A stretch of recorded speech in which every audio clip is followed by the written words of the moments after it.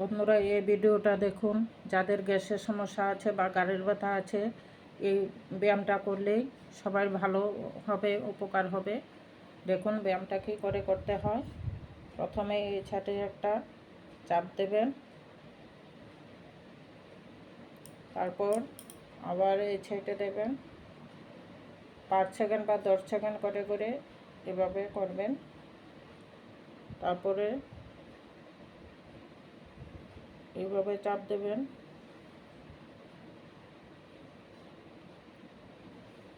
তারপর পেছন দিকে দেবেন,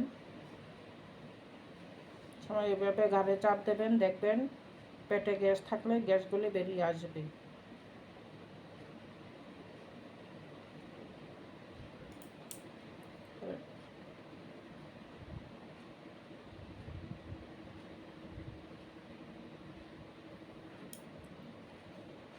এরকমভাবে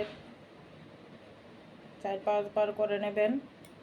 দেখবেন অনেকটা রিলিফ পাবেন। আস্তে আস্তে এভাবে গ্যাসও কমে যাবে, গাড়ির ব্যথাও কমে যাবে। যাদের স্পন্ডালাইসিস আছে তারাও করতে পারেন। দেখবেন এই ব্যায়ামটা করলে অনেক ভালো উপকার পাবেন।